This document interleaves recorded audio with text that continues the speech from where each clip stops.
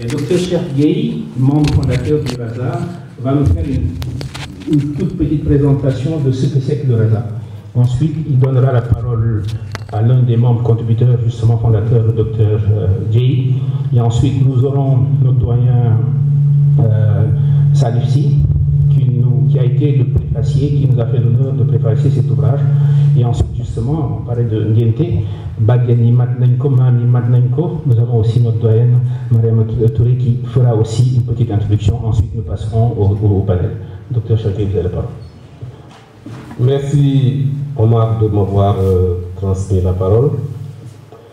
Je voudrais d'abord, en mon nom et au nom de tous les membres du rapport ATR sur l'Afrique, ici au Sénégal comme ailleurs en Afrique, d'abord vous dire bienvenue, vous dire également merci de vous être déplacé ce samedi après-midi. La deuxième chose que je voudrais dire, c'est toute la joie et l'honneur que j'ai d'assurer la coordination d'un si beau programme. Le RASA est une initiative que nous avons entamée quand j'étais à Enda Tiers-Monde avec le CODESRIA, le Forum du Tiers-Monde, Enda donc, je l'ai déjà dit, mais également plusieurs institutions africaines de renom qui ont depuis très longtemps travaillé pour la souveraineté de notre continent. Toutes ces institutions se sont engagées depuis 2016 à produire un rapport qui parle de l'Afrique, mais par elle-même et pour elle-même. De l'Afrique avec ses vraies réalités, mais surtout dans une approche inclusive et qui cherche à trouver des concepts, des indicateurs qui sont plus proches des réalités africaines. Après un numéro 0 que nous avons lancé en 2018 et un autre que nous avons lancé en 2021, le troisième est encore en cours de fabrication. C'est une initiative qui cherche réellement à influer sur la vision des Africains, notamment des jeunes, sur les politiques publiques, notamment sous l'angle de la souveraineté. Voilà un mot qui nous est désormais très habituel. On l'entend désormais beaucoup plus qu'avant. Mais déjà en 2016, c'était le choix du RASA d'en faire un marqueur de nos réflexions et des mesures des progrès des sociétés africaines. C'est donc avec une grande joie que je constate que le groupe Sénégal du RASA, qui est un groupe dynamique, très dynamique, avec plus de 280 experts sénégalais basés ici et dans la diaspora, réfléchissent 24 heures sur 24 sur les problèmes du pays. C'est donc ce groupe qui a vu naître cet ouvrage sur l'idée première de Eliman Khan, ici présent, que nous remercions, que nous félicitons pour avoir également été l'un des brillants contributeurs. À partir de cette idée, nous avons commencé à élaborer cet ouvrage que nous voulions comme une contribution des experts du RASA à l'élaboration du nouveau référentiel des politiques publiques que constitue l'agenda national de transformation. Donc je me réjouis qu'aujourd'hui on puisse lancer ce livre. Je remercie beaucoup le préfacier d'avoir accepté de nous faire une préface, et rien que cette préface vaut qu'on achète le livre. Et je voulais également beral loxo vraiment à Dr Abdoulaye Diallo, puisque il est membre du groupe Raza depuis très longtemps, et à chaque fois que des idées commencent à émerger ou à être fixées, il se propose d'éditer le produit qui en sortirait. Et donc, nous te remercions beaucoup, Abdoulaye, et nous te remercions également de nous accueillir ici aujourd'hui dans cette salle. Sur ce, encore une fois, merci à vous tous et toutes d'être venus nous accompagner dans cette présentation. Merci.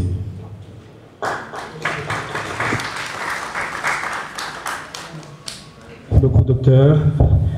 En fait, le Raza a produit beaucoup de ministres, mine de rien. En fait, je sais pas. On rigolait tout à l'heure avec Eliman en disant qu'il disait que c'était un PAP, enfin une PAP, personne affectée par le projet.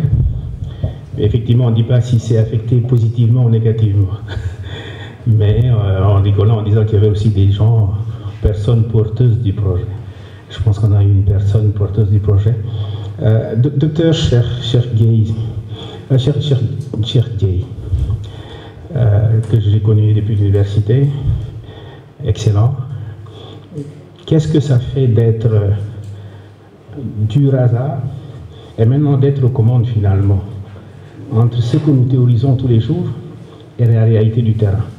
Je sais que c'est une conférence, mais pour tout le monde, après lui, on essaiera d'être un peu concis dans nos réponses, mais je pense que qu'est-ce que le Raza peut apporter au projet, ou qu'est-ce que le projet peut apporter au Raza, ou en tout cas, comment on peut passer de ce laboratoire-là, finalement, à l'expérimentation ou à la cristallisation des idées que nous défendons dans le Raza.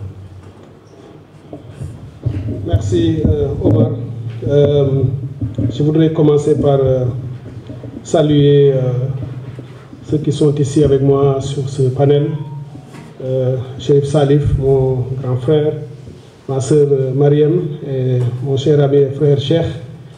Et à travers eux, je voudrais également saluer toutes et tous et vous remercier pour ce que vous faites pour entretenir cette flamme, entretenir ce projet que nous avons en partage, qui est le Raza, et qui, ensemble, avait conduit jusqu'ici. Pour répondre à la question d'Omar Obé, comme on l'appelait à l'université, je ne dirais pas qu'est-ce que le Raza peut faire pour le projet, ce qu'il ambitionne de faire ou ce qu'il fait aujourd'hui, mais ce qu'il a déjà fait. Ce que le Raza a déjà fait pour le projet politique, qui était un projet avant l'accession au pouvoir de son Excellence, Monsieur le Président de la République.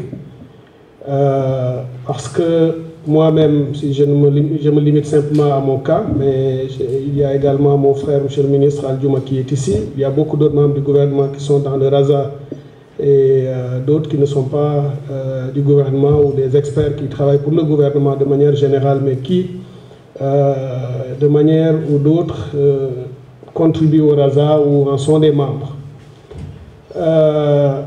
Ces dernières années, tous les processus d'élaboration de ce projet politique, toutes les réflexions qui ont été menées ici et là, dans différents cercles d'intellectuels de la société civile ou d'autres secteurs, y compris ceux qui sont sur le terrain au quotidien, au plus près des réalités socio-économiques, au ras du sol, on va dire. Toutes ces initiatives ont contribué en alimentant les réflexions qui ont permis d'avoir un projet qui a été proposé au peuple sénégalais et qu'il a adopté pour en faire son, disons, la base du processus de transformation du pays. Moi, mon cas, j'ai toujours beaucoup de plaisir à dire que je suis un pur produit de la société civile qui est rentrée en politique et qui est dans ce champ politique porteur d'idées, qui continue de les porter et de les promouvoir, des principes et des idées, des valeurs que porte cette catégorie de notre société. Mais en tant que membre, intellectuel membre du Raza, j'ai aussi appris, j'ai aussi participé avec tous les autres à la réflexion, et c'est cette réflexion qui a été reversée par moi-même ou par d'autres dans le projet politique qui aujourd'hui gouverne le Sénégal. Donc c'est pourquoi je disais que notre personnalité politique est aussi façonnée en partie par ce que nous avons fait ensemble dans le RAZA. Le numéro 0 du RAZA, qui a beaucoup parlé de souveraineté, même s'il avait comme cible l'Afrique, a aussi eu beaucoup de réflexions, d'initiatives et de points qui ont concerné directement le Sénégal. Et cela, moi j'ai été un des contributeurs de ce numéro 0 sur la question de la gouvernance économique internationale, sur la place de l'Afrique dans le commerce international, sur les faiblesses de notre continent, sur les injustices et les inéquités, et aussi toutes les recommandations qui devaient nous servir ou nous aider à faire en sorte que l'Afrique regagne une bonne place et l'Afrique puisse défendre ses intérêts. Aujourd'hui, c'est ce que nous essayons de promouvoir ici au Sénégal à travers les politiques publiques qui ont été élaborées et qui sont en train d'être mises en place et mises en œuvre. Donc c'est déjà ça ce que le RAZA a fait. Et aujourd'hui, ce que le RAZA continue de faire, c'est d'être cet espace de réflexion et de proposition. Ce livre, l'idée, je l'ai suivi depuis le départ. Cheikh l'a dit, je suis dans le groupe de RAZA Sénégal, même si je suis un peu silencieux, pour des raisons que vous pouvez comprendre. C'est de temps en temps seulement que je sors pour dire une chose ou autre chose. Mais je lis tout quasiment. Je le disais à Cheikh, le groupe RAZA est l'un de mes meilleures ressources, même si je ne l'exprime pas.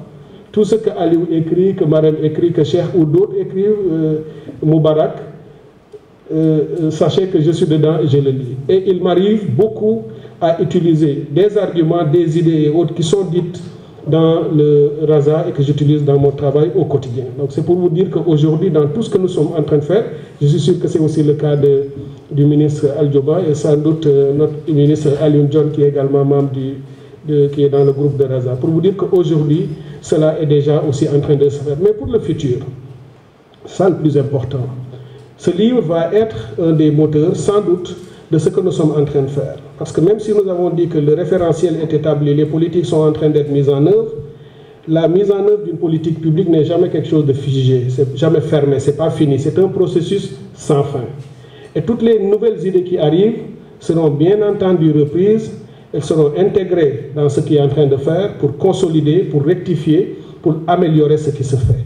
Soit à travers nous qui sommes membres, directement dans ce que nous faisons au quotidien dans nos différents ministères, ou à travers un plaidoyer que nous allons continuer à porter auprès des plus hautes autorités. Et je suis persuadé qu'eux-mêmes sont déjà très sensibles à ce que le RAZA est en train de faire. C'est pourquoi lorsque le débat s'est posé dans le groupe du RAZA sur la façon dont les intellectuels pouvaient, avec même des insatisfactions que j'ai compris, parce que certains disaient, c'est quand même dommage, on aurait pu avoir un processus beaucoup plus ouvert dans l'élaboration du référentiel pour permettre à plus d'acteurs ou d'intellectuels d'y contribuer. J'avais suivi un moment ce débat. Mais la bonne alternative qui révèle également la créativité et l'intelligence des membres du RAZA, c'était de dire il n'est pas nécessaire quelquefois d'être dans un cadre pour pouvoir influencer le cadre. Pourquoi ne pas faire une production intellectuelle de grande qualité qui forcerait le respect et qui serait de toute manière utilisée? Je crois que c'est ça qui a poussé et qui a permis d'avoir aujourd'hui ce livre. Je n'ai pas encore l'occasion de le lire, cher. Je le ferai sans doute ce week-end. Mais je suis persuadé en lisant déjà la table des matières et la qualité des contributeurs que ce sera un livre de très très grande qualité. Donc c'est simplement pour finir, pour vous dire ma joie et le fait que vous devez continuer, nous devons continuer à porter, parce que quand je ne suis pas dans l'espace ou dans la sphère gouvernementale, je reste quand même soucieux, ou en tout cas je continue ou poursuis cette quête de savoir, de connaissances que je trouve dans le RAZA. C'est pour vous réaffirmer mon appartenance à ce groupe, ma joie d'être avec vous et sans doute tout l'intérêt que j'ai à continuer à être avec vous. C'est sur ces mots que je voudrais vous remercier toutes et tous. Et malheureusement, je devrais, tout à l'heure, j'ai à peu près 1 heure de temps, j'ai une autre obligation, mais je resterai avec vous pour continuer à suivre, Inch'Allah. Merci beaucoup. Merci, monsieur le ministre, et merci, camarades. je témoigne que, comme j'ai dit, j'ai connu Dr Chergué ou Monsieur le ministre Chergué depuis l'université, les années de Braise, donc son engagement date de très longtemps, je puis en témoigner. Et en tout cas, merci pour la constance et en tout cas, merci pour la présence aussi, parce que je pense qu'on a dû reporter cette séance, mais il tenait aussi à venir vraiment, ils sont coincés dans l'emploi de temps. Et encore, merci pour la présence. Merci beaucoup. Je vais donner la parole au préfacier, notre doyen à nous tous, qui va nous dire comment ça s'est passé, pourquoi l'avoir accepté de préfacer cet ouvrage, et qu'est-ce que on peut en entendre. Justement, cher docteur Chergué l'a dit tout à l'heure, un think tank en français, c'est un réservoir à penser, justement, parce qu'il est censé influer sur les décisions publiques. Donc, docteur, qu'est-ce que vous pensez que cet ouvrage apporte dans le débat actuel, ou qu'est-ce qu'il pourrait apporter dans le débat actuel?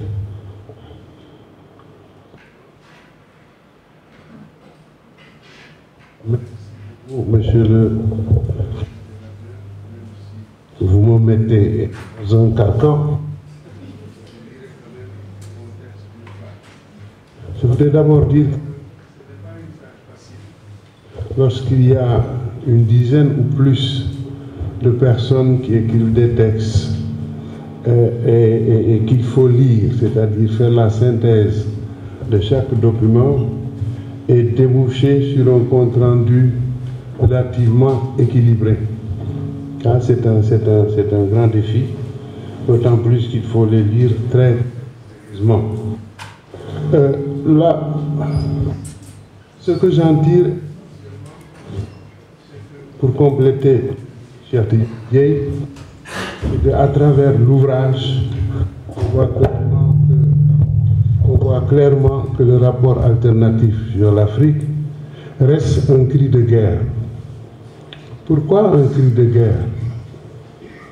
L'Afrique, j'entends par là les pays africains, est la seule région du monde déterminée par l'extérieur, sans interruption sur tous les leviers de développement depuis 5 siècles. C'est inédit dans l'histoire humaine. Toutes nos décisions fondamentales nous sont imposées. Encore aujourd'hui par nos plus grands partenaires. Certains se font appeler partenaires au développement, d'autres sont le Fonds monétaire et la Banque mondiale. Je crois que ce n'est plus soutenable.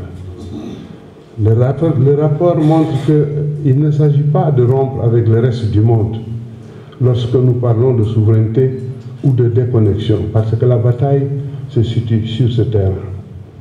Depuis 5 siècles, parce que tout a commencé avec le commerce triangulaire.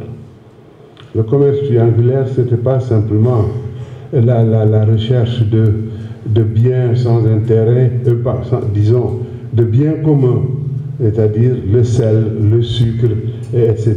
Mais c'est surtout la captation et la dépossession des pays du continent de leur savoir scientifique et technologique.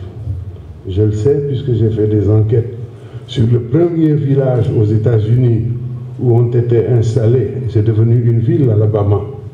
J'ai vu que l'objectif c'était de drainer tous les savoirs ancestraux dans le travail des métaux, dans la culture de l'arachide. D'ailleurs, c'est la technologie africaine qui a fait que le riz que les nègres ont produit aux États-Unis reste le meilleur au monde, le riz Uncle Ben's. Il y a d'autres dimensions que l'histoire va révéler.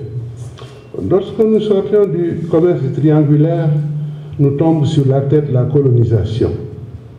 La colonisation signifie l'administration directe d'un territoire par une entité extérieure à ce territoire. C'est ça la colonisation. La colonisation nous a installés dans un processus de commerce captif. Le commerce captif a produit, comme nous le savons, 5 cercles vicieux que je passerai en revue rapidement. Mais retenons qu'après la colonisation, au moment où les pays voulaient prendre l'élan, nous est tombé là-dessus l'endettement forcé. Et je rappelle qu'à ce moment-là, d'ailleurs si vous prenez le Sénégal, les taux de croissance les plus élevés, le taux de croissance c'est la richesse qu'on crée additionnellement d'une année à l'autre. C'est ça que ça signifie. Et il a été au Sénégal de 9,1%.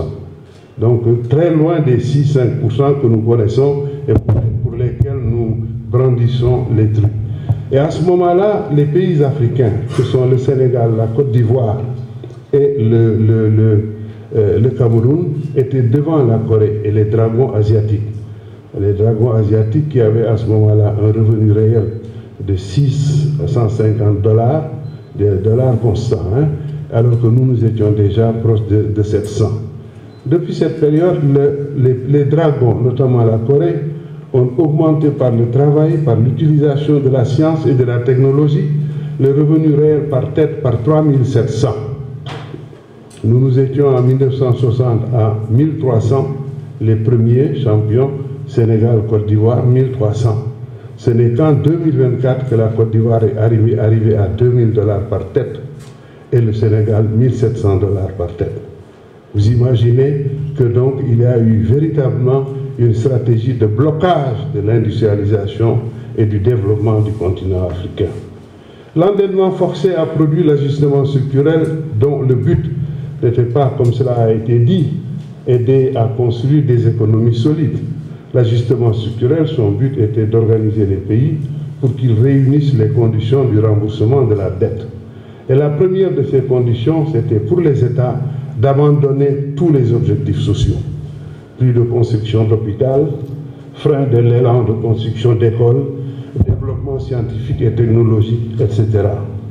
Donc, le consensus de Washington, après l'échec relatif de l'ajustement structurel, parce que l'ajustement structurel a quand même permis, après une saignée terrible, de reconstruire l'équilibre des 4 piliers de l'économie nationale. Hein. C'est pour ça que je parle d'échec relatif.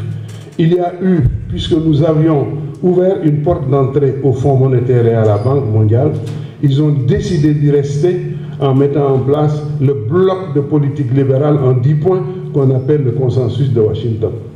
Le consensus de Washington, on peut le résumer en 3 points. C'est les 3 D.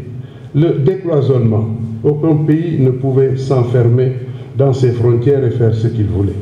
Le deuxième D, c'est la déréglementation. Plus de réglementation pour bloquer un compétiteur, disons un adversaire pour entrer sur votre marché et opérer tel qu'il le souhaite. Et le troisième, sur lequel nos États étaient très actifs, la désintermédiation. La désintermédiation, c'est refuser à l'État de créer ses propres champions, de les porter ou d'attirer les investisseurs qui pourraient apporter le plus sur le continent. Mais le clou de toutes ces stratégies de neutralisation du continent, c'était l'ajustement structurel et le consensus Washington qui est dans le développement capitaliste. Le système capitaliste est un système de dépossession. Je donnerai mon texte, mais je n'entre pas sur la dépossession qui a concerné les pays occidentaux, qui fait qu'aujourd'hui, ils rejoignent les pays du Sud pour revendiquer une souveraineté, même si la souveraineté aujourd'hui ne peut être que relative. C'est-à-dire le mécontentement était partout. Donc, ajustement structurel, je vais peut-être, c'est mon avant-dernier point, c'était une stratégie de dépossession du sens critique de la créativité et des capacités autonomes des peuples. C'est ça le programme d'ajustement structurel et donc et le consensus de Washington. Les cercles vicieux, je ne les liste pas, je donnerai mon papier qui peut être partagé. Tout ce système a créé la pauvreté et la faiblesse des revenus sur le continent, des incapacités scientifiques et technologiques et une difficulté de s'émanciper pour l'accomplissement. Et je suggère aux Africains d'abandonner, comme nous l'avons fait depuis plus de 60 ans maintenant, la notion de développement. Il ne devrait plus être question de raser le monde. Que quelqu'un nous dise le développement c'est une graine qui a poussé en Occident, prenez cette graine et vous mettez dans votre pays et vous serez comme nous. Non, le développement c'est un blocage de l'industrialisation du continent parce qu'à la différence du commerce, seule l'industrialisation crée la richesse. Mais l'industrialisation ce n'est pas seulement ouvrir des industries. C'est une démarche spécifique qui repose sur la science et la technologie. L'objectif de l'industrialisation, je le dis autrement, ce n'est pas d'ouvrir des manufactures, c'est-à-dire des usines, c'est de faire en sorte que le levier fondamental dans la société, ce soit la science et la technologie. Et donc, les cercles vicieux, je termine par là, la faiblesse des revenus induite par toutes ces stratégies se traduit par une malnutrition. Une malnutrition se traduit par une faiblesse de la productivité.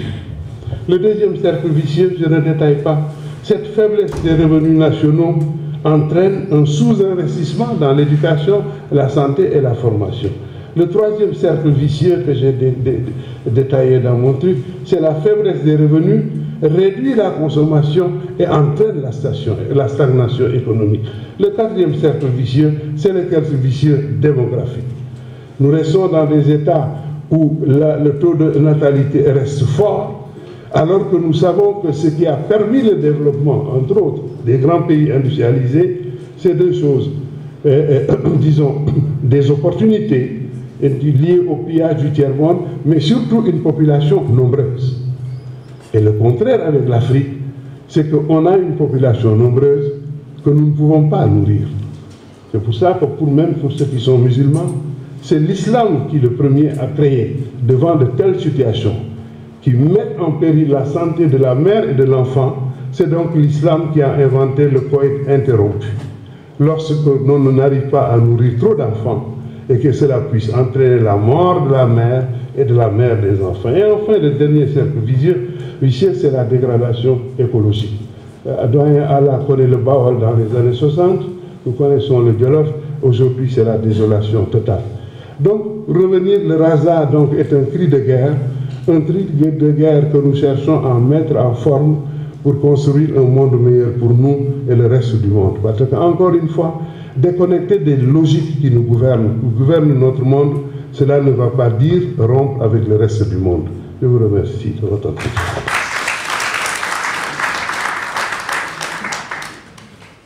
Excellent pour cette leçon magistrale. Merci beaucoup, professeur. Donc, on va aller maintenant dans le vif du sujet. C'est un ouvrage en plusieurs parties, je crois qu'il y a 7 parties, je crois, mais on a décidé d'aller les regrouper sur 3 panels. Et avant d'introduire les panels, je pense que Dr Aliou Diouf a joué un rôle central de coordonnateur et de maître d'orchestre. J'aimerais qu'il nous parle de ça. Donc la question c'est qu'est-ce que ça a fait d'avoir coordonné cet ouvrage, et aussi une présentation, disons, générale de l'ouvrage de manière générale, parce que c'est plusieurs thèmes, et il fallait trouver les bonnes articulations, en fait, pour en faire quelque chose de cohérent et de trouver le fil conducteur. Je pense que le travail n'a pas été facile, c'est un travail de coordination qu'il a fait avec Dr Cherguey, et en tout cas, bravo pour ça, c'est une vraie prouesse, parce que il n'est pas là, mais quelqu'un comme Dr Moubaraklo, machallah. Donc pouvoir cadrer tous ces gens-là et pouvoir les mettre dans le même wagon, on va dire, c'est quand même un travail titanesque. En tout cas, bravo, je sais tout l'engagement dont il a fait montre pour cela. Et ce serait intéressant justement de nous parler un peu de la conception de cet ouvrage. Docteur, je vous donne la parole. Merci, Oumar. Donc bonsoir à tout le monde. Merci d'être venu donc à cette cérémonie qui est très importante par rapport donc à la production de cet ouvrage. Et je salue les personnalités ici qui sont sur le podium, Monsieur le ministre, le doyen Chérif Salif Sy et notre doyenne, notre tata Adja Marema Touré. Donc pour aller droit au but par rapport donc à la question. Disons, l'expérience d'avoir coordonné ou bien co-coordonné cet ouvrage a été à la fois riche mais également challenging, puisque, comme il l'a dit, nous avons un ouvrage qui a été rédigé par 17 auteurs et tous des sommités. Donc, devoir coordonner ou bien co-coordonner des sommités, ce n'est pas évident. Et le défi a commencé à l'étape de l'élaboration des thèmes de référence. Donc, et ça me permet disons, d'aborder l'origination de l'ouvrage. C'est à la suite de ce qui s'est passé au Sénégal au mois de mars, donc avec l'élection du nouveau président de la République et de son annonce donc d'élaboration d'un nouveau document de référence pour les politiques publiques du Sénégal. Bon, le RASA étant toujours en droite ligne de ce qu'il a toujours fait, L'idée est venue, disons, d'accompagner cet élan. Et c'est venu, comme Cheikh l'a dit tout à l'heure, de notre frère et ami Eliman Kane. Donc, étant donné le bouillonnement intellectuel qu'il y a dans le RAZA, dans le groupe WhatsApp, il serait bien qu'on essaye de systématiser tout cela et de le mettre à la disposition du nouveau régime, mais également pas que, le mettre également à la disposition du monde du développement des intellectuels du Sénégal. Donc c'est dans cet élan que l'ouvrage, on a décidé de le rédiger et les termes de référence ont été produits. Et comme vous le disiez tout à l'heure, c'est vrai, quelqu'un comme notre grand frère Moubarak, qui est une sommité dans le domaine de l'économie, mais je me souviens, c'est lui-même qui a été l'un des premiers à proposer justement un cadre normé, c'est-à-dire fixer, disons, des normes aux différents chapitres qui devraient être produits. Ça n'a pas été difficile, très sincèrement. Nous avons un groupe très discipliné. En premier, notre Tata, qui a fait l'effort vraiment de rester dans ce qui a été énoncé, même si certains comme moi ont un peu débordé et comme Eliman dans le chapitre. Mais de façon globale, sincèrement, ça a été très facile. On a commencé ça au mois de mai, juin, et puis en juillet, août, on avait presque tous les textes réunis. Maintenant, le défi, c'était de trouver en ligne un fil conducteur pour avoir un narratif cohérent qui reflète justement la valeur des différents contenus. Et cela n'a pas été non plus difficile. Je ne vais pas faire des jaloux avec nos cousins sociologues, mais les géographes sont quand même habitués à coordonner tout ce qui est diversifié ou bien tout ce qui est différent. Donc on a un peu utilisé cette compétence, Monsieur le ministre, donc des géographes pour vraiment essayer de trouver cette ligne conductrice au niveau de l'ouvrage. Donc, et puis, comme vous l'avez vu, nous avons dans un premier temps une partie qui porte sur tout ce qui est superstructure, l'appareil d'État. Ensuite, nous avons une deuxième partie qui porte sur le capital humain, puis la souveraineté économique, mais également deux parties qui portent sur les aspects énergétiques, sur l'aménagement du territoire, sur également le domaine de l'environnement. Donc, ce sont à peu près les 7 thèmes. 21 chapitres rédigés par 17 auteurs qui ont fait donc un ouvrage de 246 pages. Donc voilà ce que je peux donner comme élément de réponse, Oumar, un peu pour introduire l'origination de l'ouvrage également, c'est la présentation de son contenu. Je vous remercie.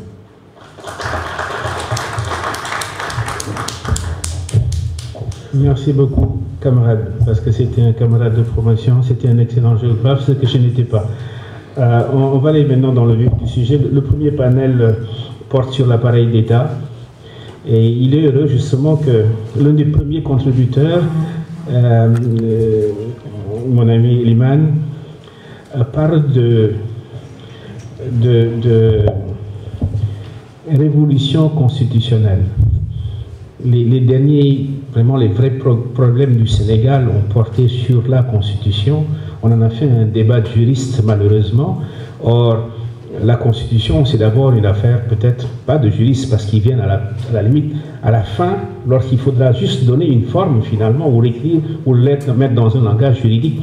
Mais ce que le professeur Mamoussé Diagne appelle l'en-deçà des questions, sont des questions éminemment historiques ou parfois sociologiques. Donc, je tends la perche à Eliman pour qu'il nous parle de cette révolution constitutionnelle. Finalement, on en revient à nos histoires de souveraineté. Finalement, qu'est-ce qu'on peut avoir une constitution qui reflète véritablement notre vouloir vivre en commun, mais qui soit cohérent, si on est vraiment dans l'histoire de souveraineté finalement, qui soit cohérent avec nos valeurs, mais qui ne soit pas un simple appareil dont on fait la consolidation ou déconsolidation de temps en temps, mais aller vraiment jusqu'au fondement de ce qui va faire la base, qui va déterminer finalement le Sénégal de demain. Et il était important qu'un sociologue en parle et pas un juriste. Je donne la parole au sociologue. Merci beaucoup. Et rapidement, parce qu'il ne s'agit pas de parler du contenu du livre, parce que nous vous invitons quand même à le prendre et le lire. Mais c'est surtout pourquoi, qu'est-ce qui nous a motivés à faire cet article-là. Nous sommes dans un contexte qui est l'émanation d'un mouvement populaire d'aspiration à un changement. Et ce mouvement, nous le voulons durable. C'est-à-dire que nous devons faire un mouvement collectif, mais souverain et solidaire, pour surtout assurer le progrès économique et social durable pour ce pays. Beaucoup d'entre nous ici cheminons sur le plan intellectuel depuis très longtemps. Je me rappelle, à Djoumaïla, quand on était au Forum Sévère, le regretté Mohamed Oumoud m'avait confié la tâche d'organiser les forats de la refondation. On était dans les années 2007-2008, la même période où on faisait aussi les assises nationales, dont la perspective est justement une perspective de souveraineté, mais surtout de refondation. Et Cheikh était aussi présent, et après on a eu beaucoup d'échanges intellectuels, d'abord avec l'avènement des réseaux sociaux, sur les refondations.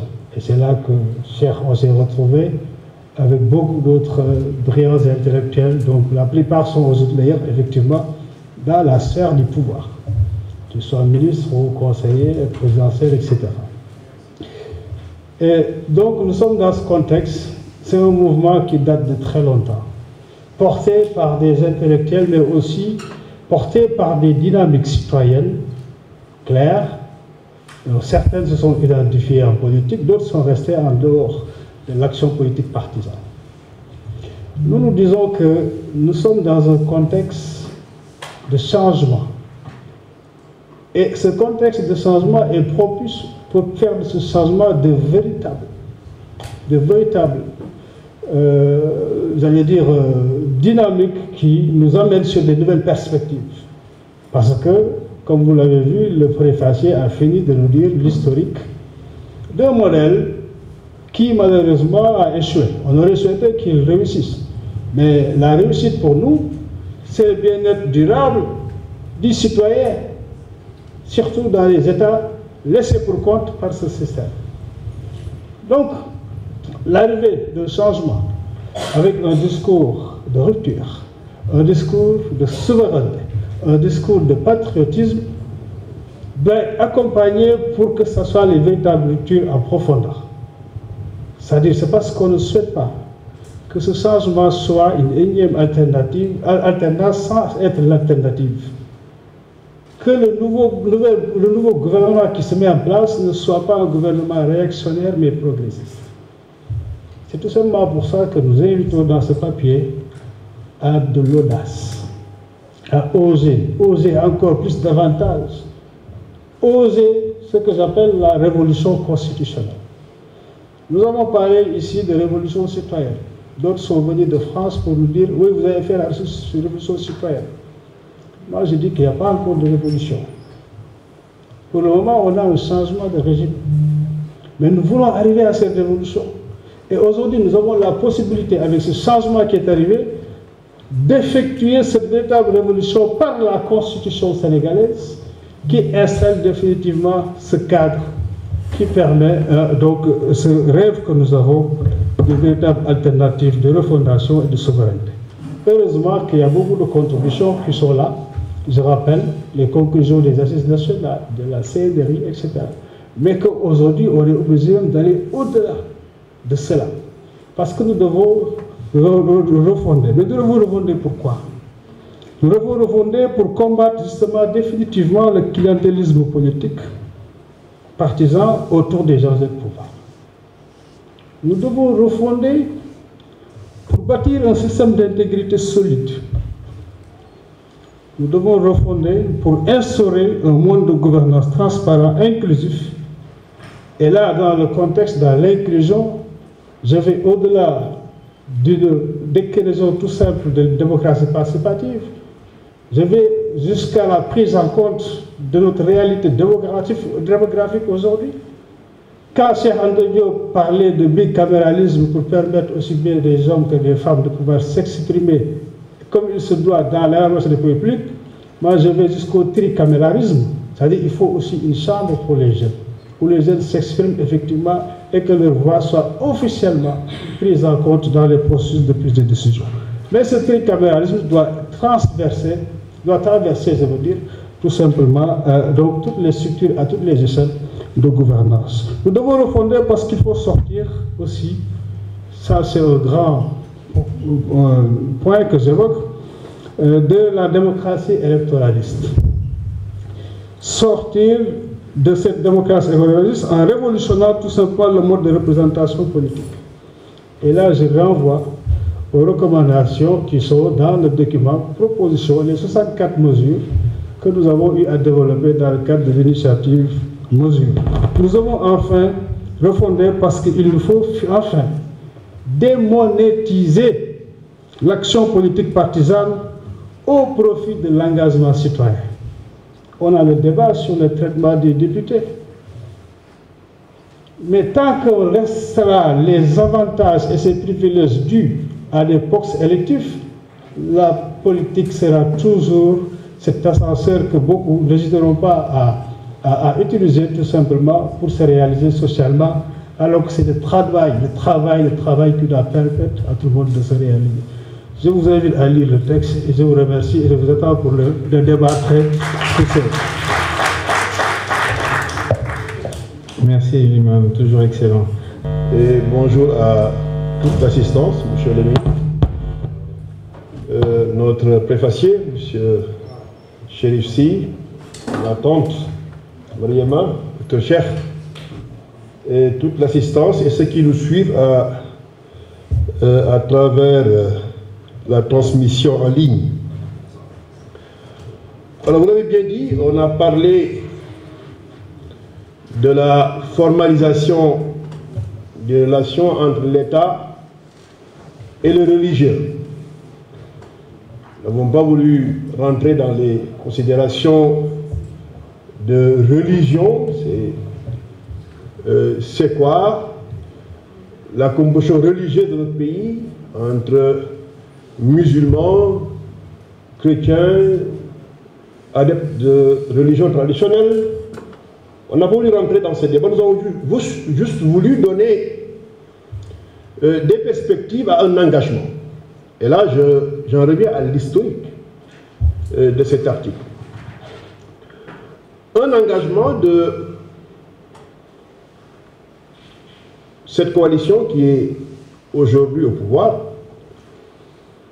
Nous avons compris depuis, et là, ce n'est pas seulement dans le cadre d'une organisation à laquelle j'appartiens, qui est la Ligue des imams, mais aussi dans le cadre du QDIS, coordonné toujours par l'éminent Dr Cheikh Gueye, où nous avons pensé qu'il nous faudra à un certain moment assumer notre identité. Identité culturelle, mais identité religieuse aussi. La religion étant un intrant de notre personnalité. Nous voyons qu'il y a beaucoup d'interactions entre l'État et la religion au Sénégal, mais une interaction qui ne suit pas un cadre. Il n'y a pas de cadre légal. C'est de la tradition, c'est de la coutume administrative, mais il n'y a rien d'arrêté qui puisse définir la relation entre l'État et le religieux. Nous avons pensé que pour un pan, il a parlé de notre diversité religieuse, oui. Si nous prenons l'exemple de l'Église au Sénégal, nous savons qu'elle a bénéficié, disons, de cette proximité avec l'administration qui a façonné notre nouvelle administration, pour ne pas dire l'administration coloniale. Et ça leur a donné une certaine organisation, une harmonisation dans les prises de décision, une harmonisation dans les relations avec l'État. Mais si nous en venons à la religion musulmane, nous constatons un peu un éclatement des centres de prise de décision, avec des confréries, et plus récemment, des organisations qui ne s'affilient pas aux confréries. On appelle des associations islamiques. Donc ça crée un semblant d'éclatement. Même si, au sein de chaque entité, il y a une organisation. Nous en disconvenons pas que dans chaque organisation, que ce soit Au niveau des confréries, au niveau des organisations, il y a une organisation. Mais si l'État doit commercer, doit discuter, doit échanger avec l'entité musulmane, il y a un problème d'interlocuteur. Ça, c'est un premier constat. Le deuxième constat, nous sommes, effectivement, c'est une option discutable, mais nous sommes dans un État dit laïque. Mais notre laïcité a sa conception, mais à sa réalité. La laïcité, pour certains, voulant dire gestion d'État sans fait religieux, sans prise en compte, en tout cas, dans les décisions de l'État du fait religieux. Séparation entre l'État et le religieux. Mais dans notre pratique de la laïcité, nous n'avons pas cette séparation nette.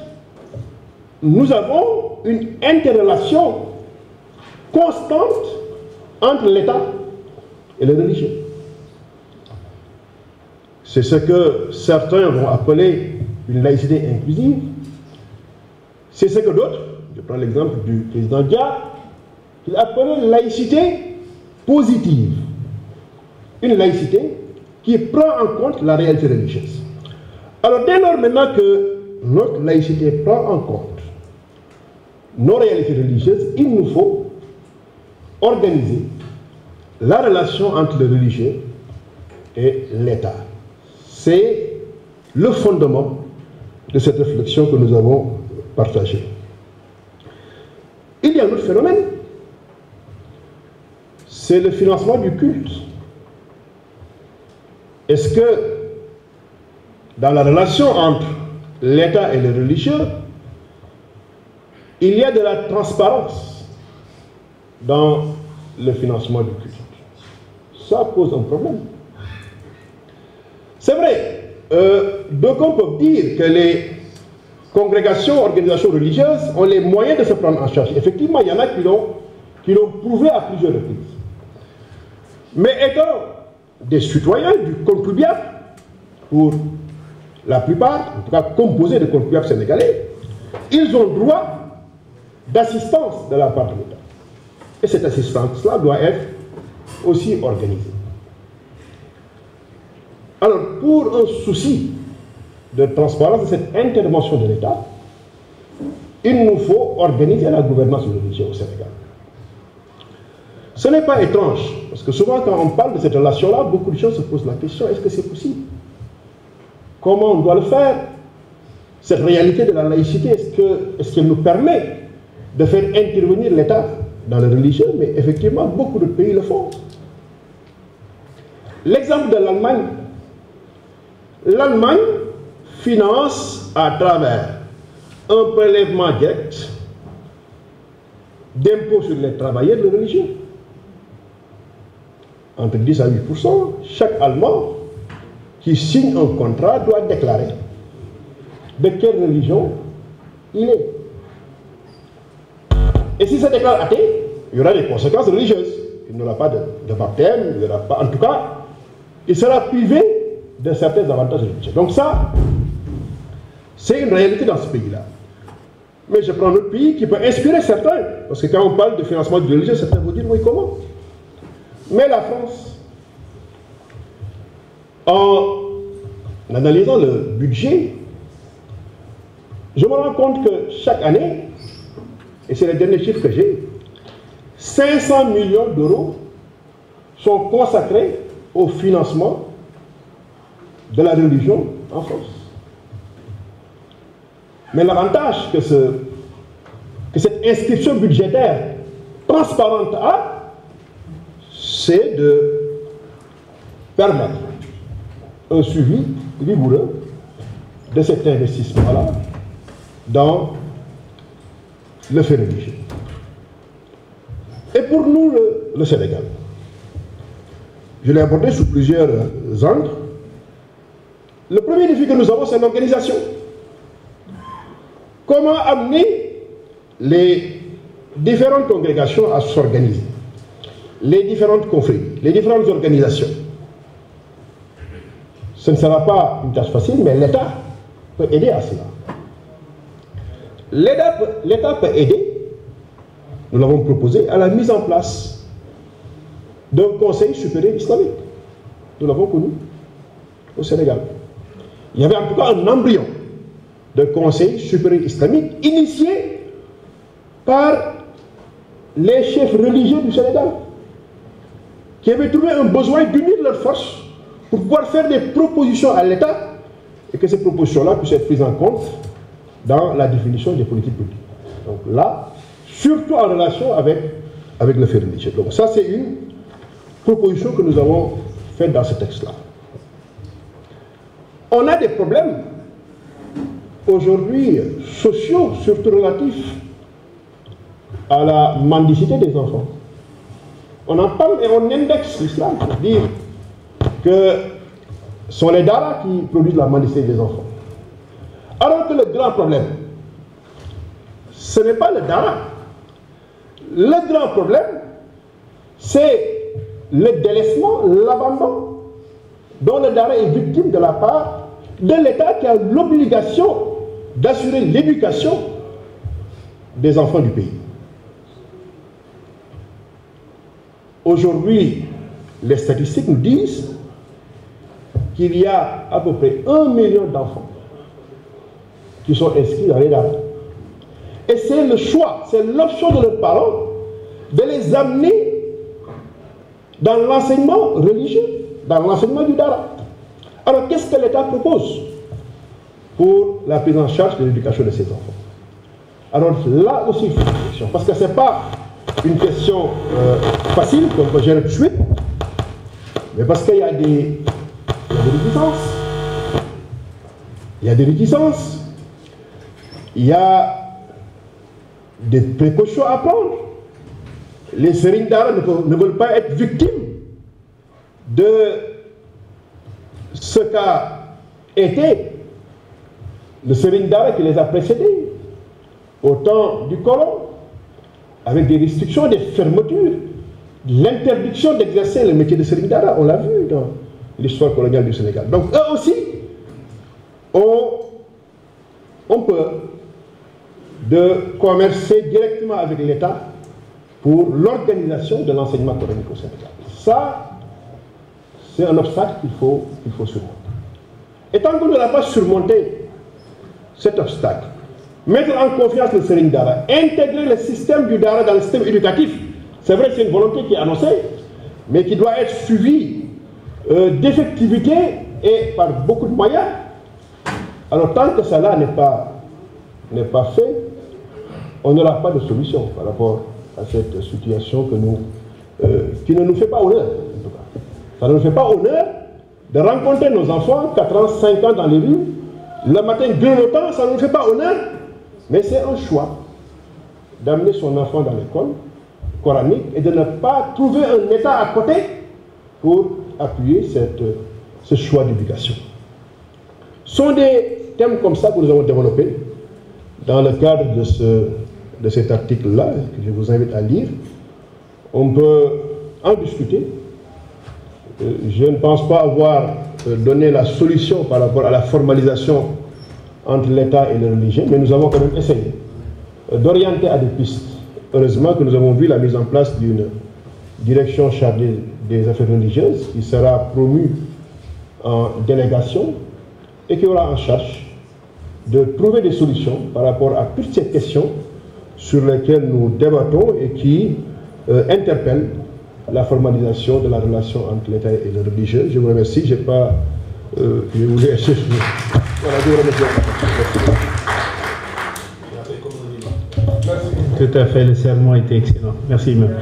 Et on sent vraiment la passion derrière. Effectivement, on peut continuer ces questions-là parce qu'elles sont d'actualité. Évidemment, on est dans les fondements, mais quelle est la contribution aussi de l'islam au développement de ce pays, notamment dans le financement du développement? Parce qu'encore, il y a des niches extraordinaires pour la zakat, pour le waqf, etc. Actuellement, on parle de diaspora bond, mais la diaspora, il y a encore beaucoup plus de musulmans qui sont là, qui sont oubliés, qui donnent de la zakat, etc. Peut-être il y a des sources captives qu'il faut aller chercher. Effectivement, ce sont des thèmes qui sont encore d'une actualité, et encore même dans l'enseignement. Ce ne sont pas seulement les dara, mais l'enseignement religieux ou la place du religieux de manière générale. Je pense qu'en tout cas, ce sont beaucoup de portes qui sont encore ouvertes. Et même dans le développement communautaire, on en a parlé tout à l'heure, les histoires de secte ou des choses comme ça, l'engagement communautaire. Je pense que la religion, de manière générale, a une place à faire. Et il faudra maintenant trouver les bonnes articulations, ou en tout cas trouver les bonnes dynamiques. Et quand on parle de un peuple, un but, une foi, on était vraiment dans la foi. Peut-être on va revenir à un peuple. Justement, ce qui définit un peuple aussi, c'est l'appartenance à un territoire commun. Et ce territoire s'appelle Sénégal. Qui parle de territoire, forcément parle de terre. Qui parle de terre, parle aussi de domaine national. Le domaine national, la loi sur le domaine national va avoir 60 ans. Et Dr Ibrahim Ndiaye, justement, essaie de faire le bilan de ces 60 ans de la loi sur le domaine national. Et ce sont des questions d'autant plus présentes que l'ancien président de la République disait que parmi les dossiers chauds qu'il recevait, la plupart portaient sur le foncier. Et la question foncière est encore d'autant plus prégnante actuellement qu'on a vu les dernières décisions qui ont été prises par les autorités étatiques pour soit par exemple suspendre certaines autorisations, voire carrément les annuler, parce qu'on a eu des problèmes de prédation ou des choses comme ça. Et tout cela participe, en fait, est né de la mauvaise compréhension ou de la mauvaise écriture ou de la mauvaise compréhension ou de la mauvaise application des décisions que nous-mêmes avons prises donc, sur le domaine national. Je ne sais pas si Dr Ibrahim Ndiaye, que j'ai connu étudiant, il était déjà à Thésard, au laboratoire d'anthropologie juridique et politique de la Sorbonne. Monsieur Ndiaye, vous avez la parole. Oui, bonjour, merci. Omar Ba, avec qui j'ai partagé le laboratoire d'anthropologie juridique de Paris.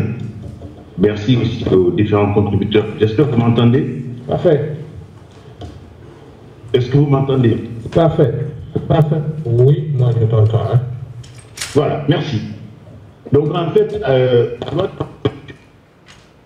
le Senghor a eu à mettre en place en 1964, on lève la vision aussi de cet homme parce que on ne le dit pas assez. Il faut avoir une grande vision et faire la loi sur le domaine national au moyen pour expliciter que c'est une ressource, que la terre représente une ressource. La vision occidentale du droit de la terre et celle de l'Afrique, notamment des Sénégalais, est différente. Et donc c'est en cela que c'est une originalité, mais ce que cette loi a été détournée par des hommes politiques, des autorités religieuses, des agents de l'administration et notamment des impôts et domaines qui sont plus intelligents que les autres, ces trois catégories. Donc, se sont réappropriés la loi sur le domaine national pour mettre la main sur le foncier. Et ça, c'est dommage. Mais si on voit bien ce que prévoit la loi sur le domaine national, il y a une équité qui est prévue, il y a la valorisation du travail qui est prévue, et donc ce n'est pas seulement une vision propriétariste. Et donc, je voulais aussi expliciter que la vision que nous avons de la propriété est différente de celle des bailleurs de fonds qui cherchent grosso modo à ce que la terre soit un moyen pour gager le crédit parce que à l'origine, excusez-moi, je suis un peu enrhumé, à l'origine donc c'est le magistrat, c'est du moins l'avocat Cour de Manche en France avec la pression des banquiers qui avaient essayé de faire en sorte que la terre soit gagée pour accéder au crédit. Et donc les bailleurs de fonds, notamment la Banque mondiale et le Fonds monétaire international, dans toute leur stratégie de déploiement, qui n'est pas de développer le Sénégal dans l'Afrique, mais plutôt de se faire rembourser les crédits et obtenir aussi des taux d'intérêt qui conviennent donc à leur vision donc, du monde. Et donc leur idée, c'est qu'il faut revoir la loi sur le domaine national, mettre en place la propriété. Et donc, moi, j'alerte là-dessus parce que la vision occidentale de la propriété de la terre et notre vision de la propriété de la terre, c'est différent. Parce que nous, en fait, dans la vision africaniste qui est développée au laboratoire d'anthropologie juridique de Paris, c'est que l'économie est au service de l'homme et ce n'est pas le contraire. Donc, je ne veux pas trop m'étendre là-dessus parce qu'il y a plusieurs panels, mais grosso modo, l'essentiel est retracé dans le bouquin. Je remercie tout le hasard et tous les contributeurs. Merci. Merci beaucoup, Dr Ndiaye. Il a été très concis, et je demanderai aussi aux prochains intervenants d'être aussi concis si on peut, parce que, en fait, légitime idiote. On est déjà à 5h30.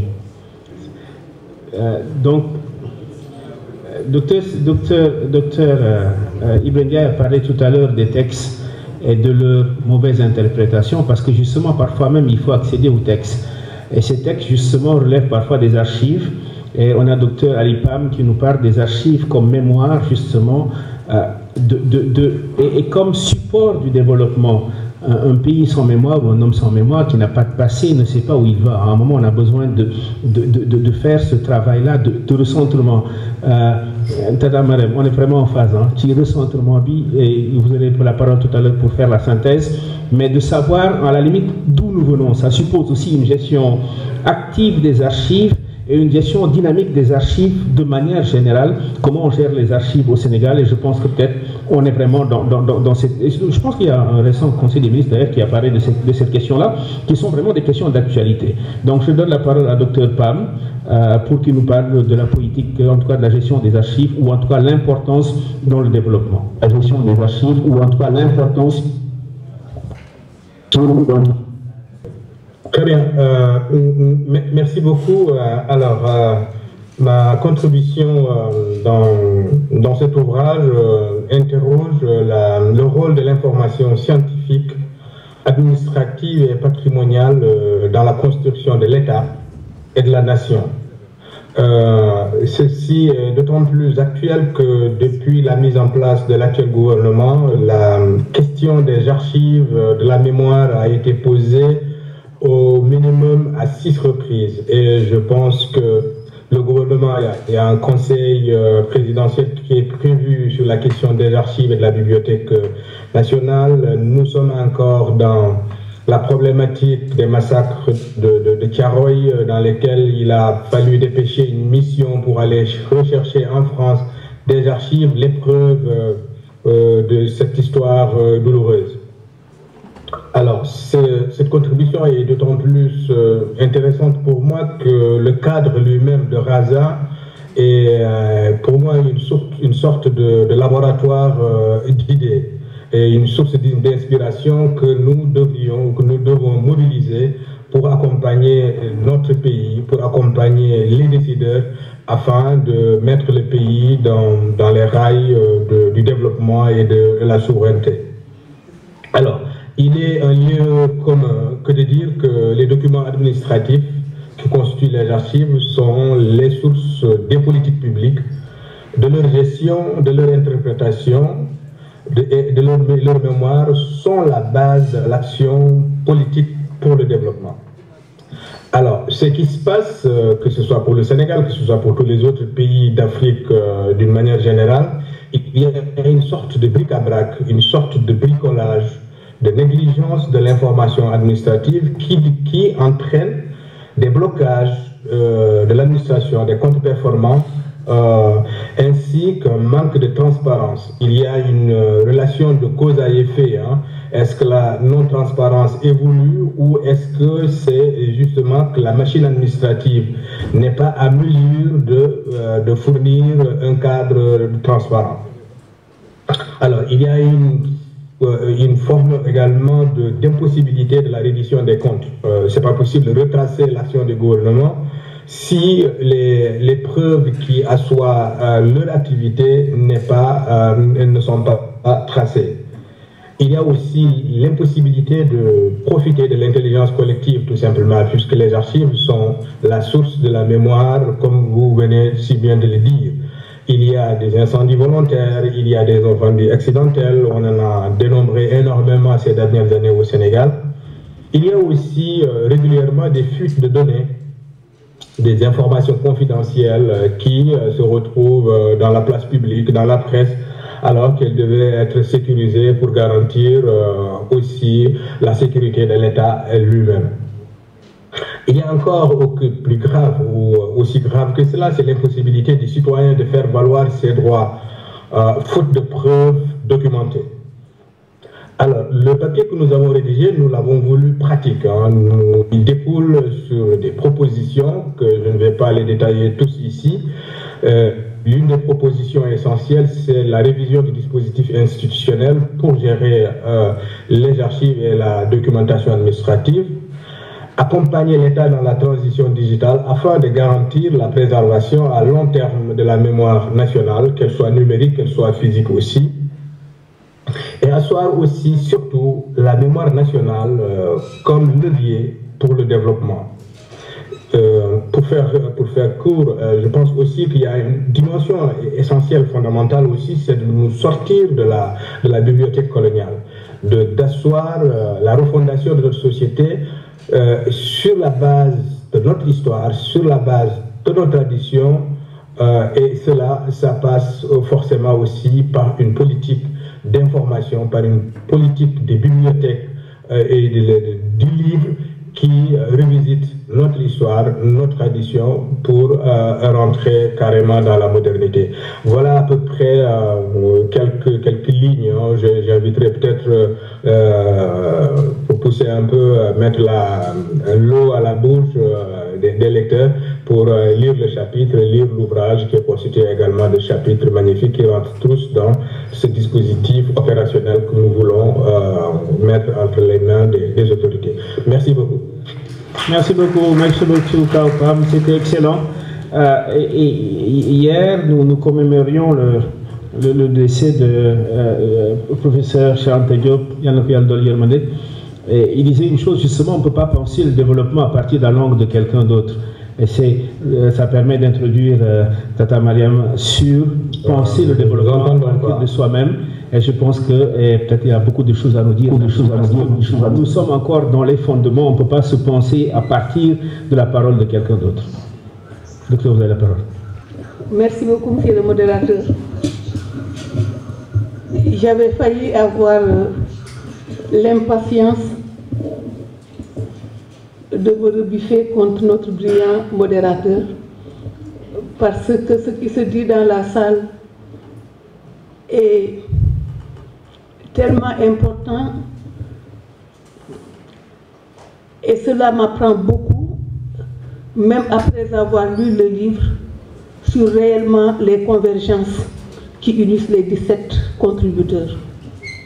Je voulais, avec votre permission, dire bonjour aux autorités et citer la première autorité qui est le doyen Allakan, en le remerciant réellement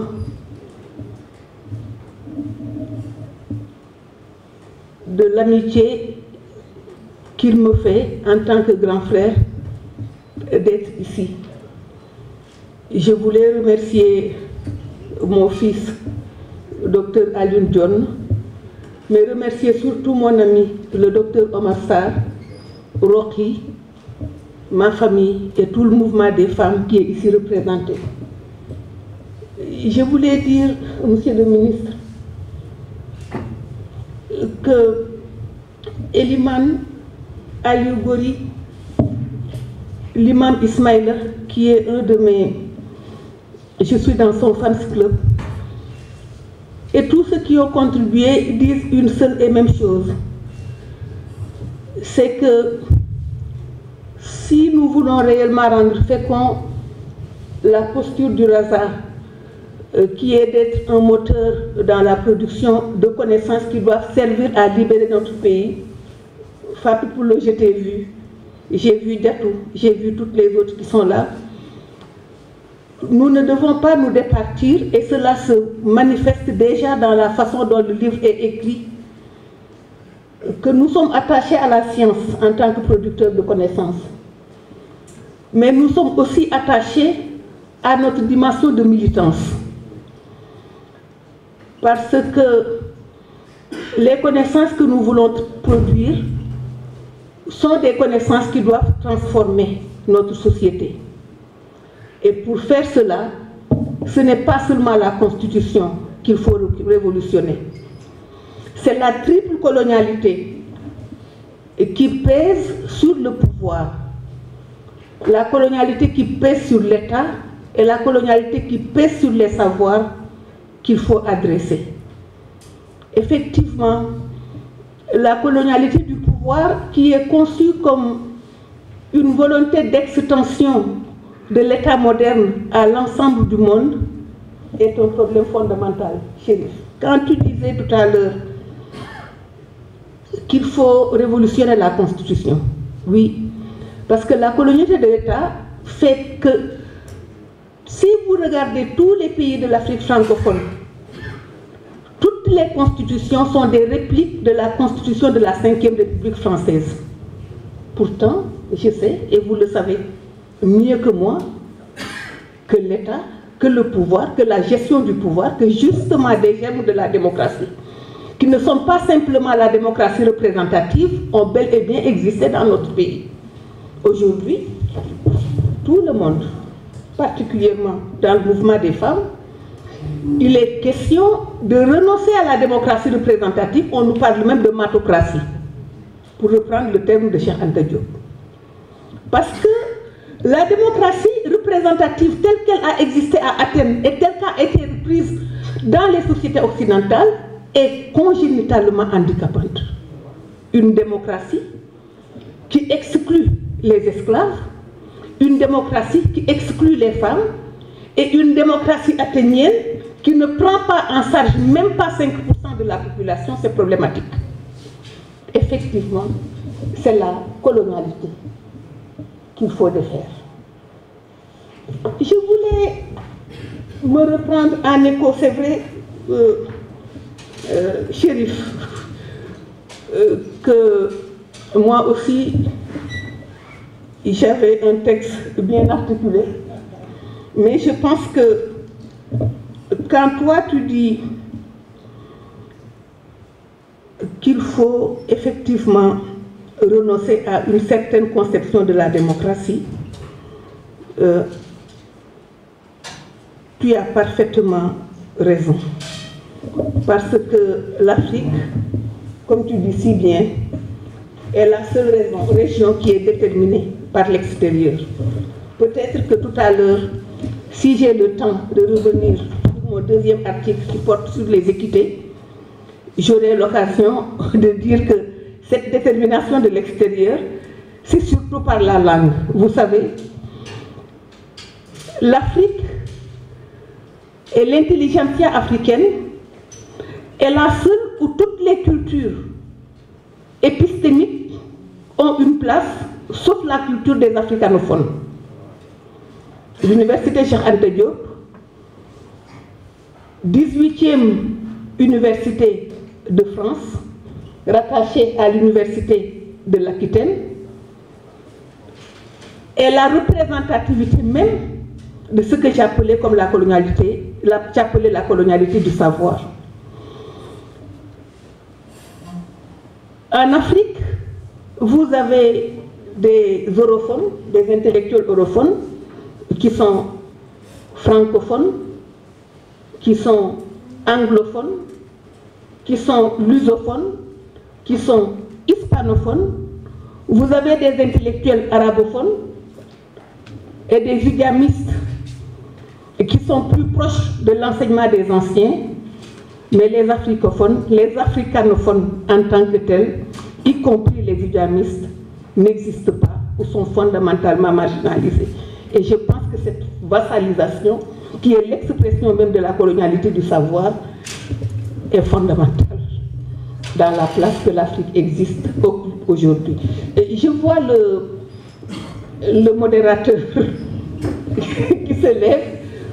Je disais simplement que mon premier article, il disait qu'il faut repenser et refonder le développement.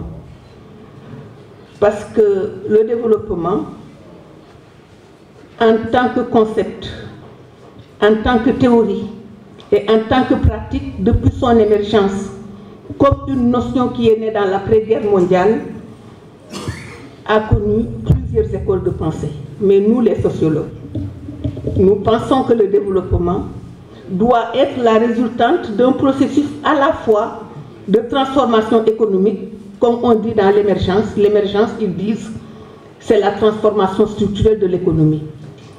Et j'ai dit dans le texte que le référentiel qui est porté par les nouvelles autorités parlent aussi de la transformation, mais eux, ils parlent de transformation systémique.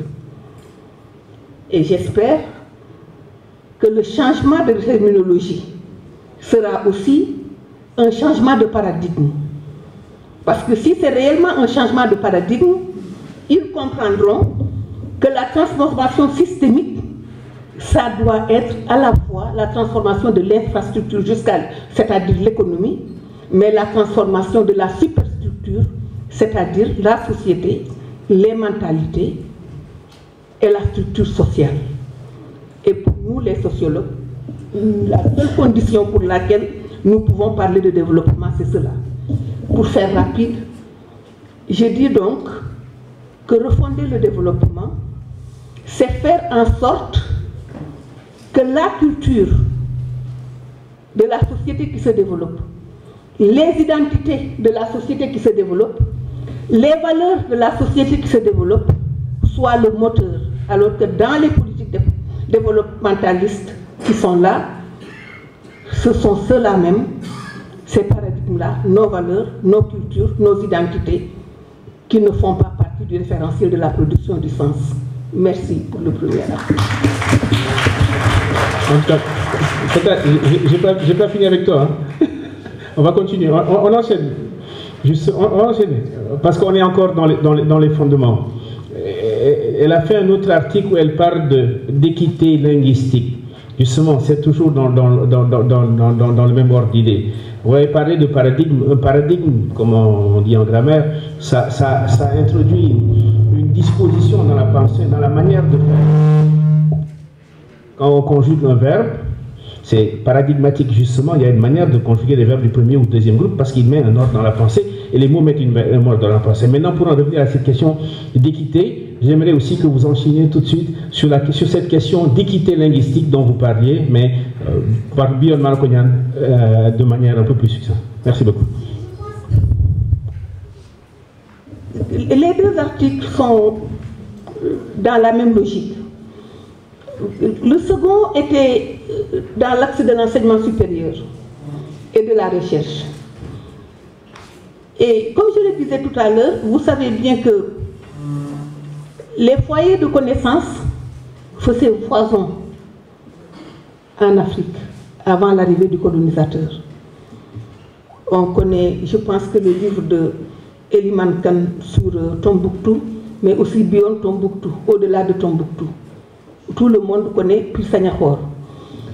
Je crois aussi que l'attachement des Africains à la connaissance, parce que les gens qui sont venus ici, qui ont fait l'incursion coloniale, ils ont l'habitude de dire que les Africains ne sont pas attachés à la connaissance.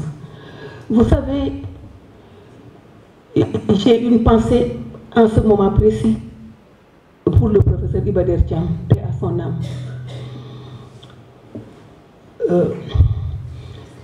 Dans ses comptes de notre rapport ou de l'apport de nos anciens à la connaissance, il avait l'habitude de citer les anciens de Pire. Quand l'autorité coloniale a décidé de brûler les villages de Pire, pour brûler les livres et le Coran, qui était la source de résistance, parce que les foyers de savoir étaient aussi des foyers de résistance. Tout le monde connaît l'histoire de Cheikh Ahmadou Bamba, tout le monde connaît l'histoire des autres chefs et le rapport au savoir du rapport. Les gens, ils se sont réunis nuitamment et ils ont décidé de creuser des puits avec des techniques de mettre des branches et des feuilles et d'enfoncer, d'y garder les livres. Et quand le colon, après sa visite, n'a pas trouvé les livres, a décidé de brûler les villages. Ils ont laissé les greniers avec le mil et le maïs. Mais c'est les livres qu'ils ont gardés. Cela veut dire que l'attachement de l'Africain à la connaissance était fondamental. Aujourd'hui, tous les intellectuels udjamistes, y compris le Wolofal, qui étaient dans cette lignée et dans cette lancée sont devenus vassalisés du simple fait de la position de leur foyer de connaissance dans la géographie du savoir qui est dit moderne. Et quand je dis qu'il faut l'équité linguistique, c'est cette revendication-là que les intellectuels africanophones et les langues africaines, parce que personne ne peut se développer sans sa langue et sa culture. C'est pour cela que dans le premier article, c'était une sommation des nouvelles autorités à remettre directement les langues nationales dans le système éducatif moderne depuis l'école maternelle, et aussi à organiser des campagnes d'alphabétisation pour les intellectuels europhones et arabophones pour qu'ils puissent maîtriser nos alphabets. Je pense que la revendication de l'équité linguistique, elle est aussi jumelée avec la revendication d'une autre équité, c'est-à-dire l'équité de genre. De l'équité de genre parce que ce que je dis de la vassalisation des savoirs, c'est-à-dire de l'épistémicide qui a constitué à assassiner les savoirs africains et le linguicide qui a consisté à assassiner les langues africaines, moi je parle de matriculturicide parce que les savoirs endogènes sont essentiellement des savoirs de femmes. Donc, et ce sont ces savoirs de femmes qui sont assassinés. Donc c'est non seulement un culturicide, mais c'est un matriculturicide parce que là où les gens parlent de patrimoine, ils devaient parler de matrimoine parce que le patrimoine africain est pour l'essentiel un matrimoine. C'est le savoir des femmes. Donc, l'appel à l'équité, c'est à la fois de défaire les étymonies épistémologiques qui fondent les asymétries du savoir, mais c'est aussi défaire et déviriliser la recherche. Parce que la recherche aujourd'hui, elle est évaluée en fonction d'un étalon masculin, blanc et europhone. Et donc les équités sont intrinsèquement liées. On ne peut pas défaire un système de domination sans défaire l'autre système de domination. Je ne vais pas rester très longtemps, mais je dirais que dans la littérature développementiste, les femmes de l'Afrique et du tiers-monde, à l'époque de l'âge d'or de Lafargue qui est né en 1997 et 77, en même temps après, tout de suite après le Codicea, la revendication c'était de défaire le système occidentalo-viri-centré. Parce que c'est vrai que le savoir dominant est un savoir occidental, il est dans le paradigme de l'Occident, mais il est dans le paradigme de la virilité, mais il est aussi dans le paradigme occidentalo-viri-centré. Je ne vais pas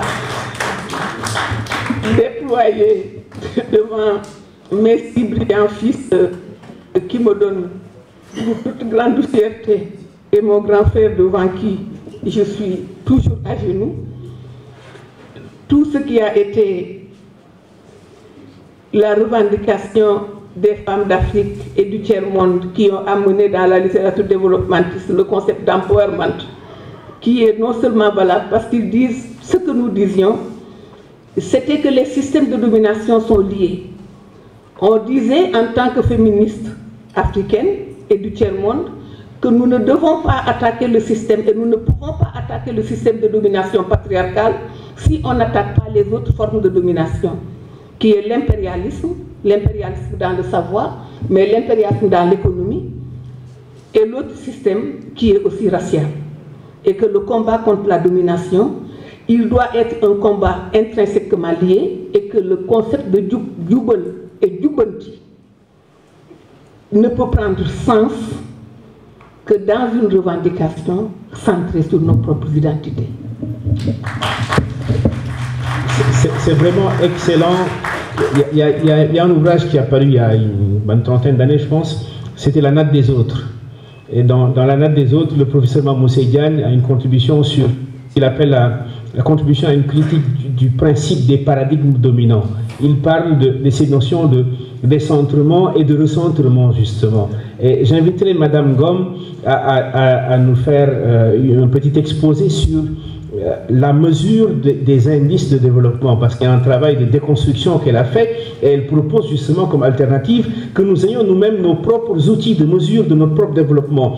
Dans cet ouvrage-là, on disait que justement le développement, c'était un passage de soi à soi-même à somme positive, justement. PIB, voilà, il y a l'IDH, etc. On a proposé beaucoup d'autres choses. Là, elle nous amène, elle a même parlé de Diomaye Index ou de Ngom Index. J'allais proposer aussi Gurguru Index. Si Madame Ngom est en ligne, ce serait intéressant qu'elle nous en dise un peu plus, en tout cas pour faire le teasing. C'est bon? Bonjour à tous, j'espère que vous m'entendez bien.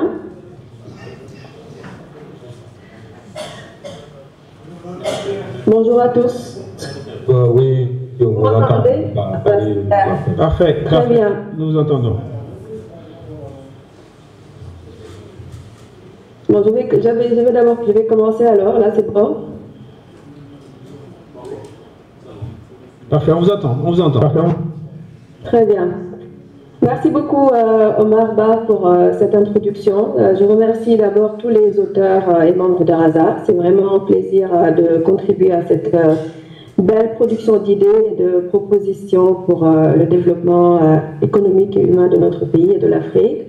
Je dis bonjour aux autorités qui sont présentes dans la salle et aussi au public.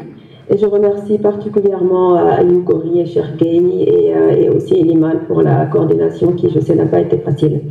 Donc effectivement, nous avons beaucoup parlé aujourd'hui de souveraineté et de nécessité d'avoir un modèle africain endogène qui met vraiment l'humain au centre et qui quitte de façon définitive et efficace la trajectoire qui lui a été imposée, en tout cas par l'Occident, notamment sous des principes de recherche de profit, de recherche infinie de profit et d'extraction que je qualifierais de toxiques de nos ressources.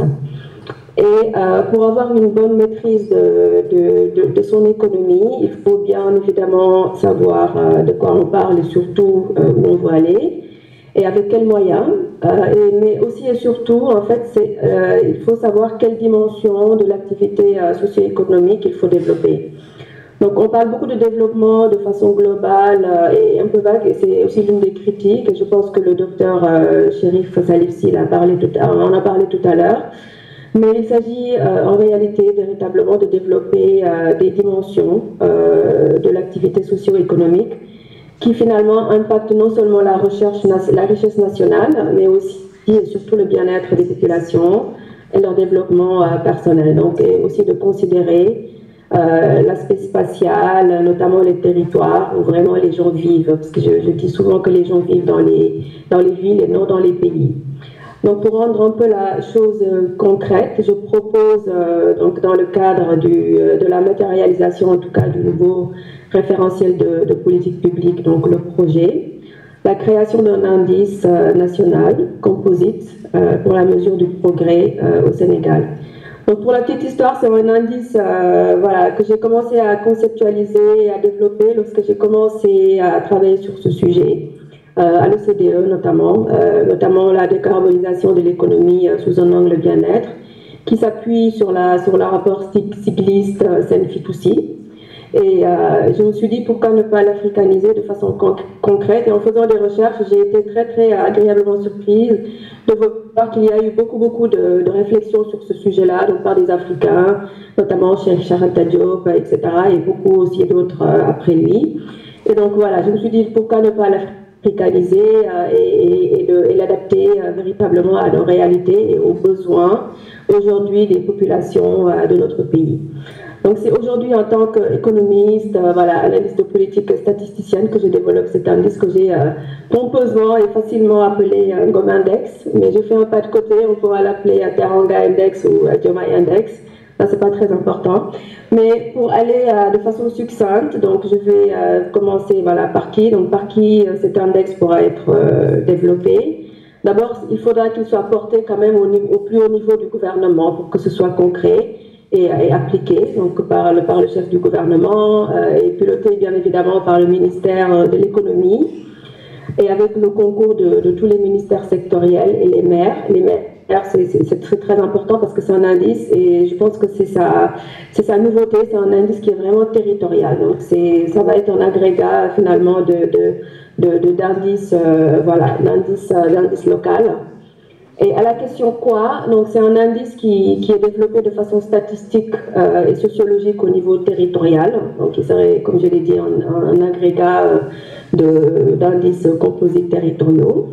Et c'est un indice composite parce qu'il prend en compte le PIB que l'on connaît tous, voilà, qui est un peu la mesure phare que l'on regarde pour mesurer la richesse aujourd'hui, que le progrès économique en tout cas, qui mesure la production de richesse nationale dans tous les secteurs de l'économie, et vraiment d'y ajouter des indicateurs de capital humain. Donc le capital humain, c'est véritablement tout ce que l'humain accumule au cours de sa vie pour pouvoir se développer et contribuer au développement de son pays, contribuer à sa famille, etc.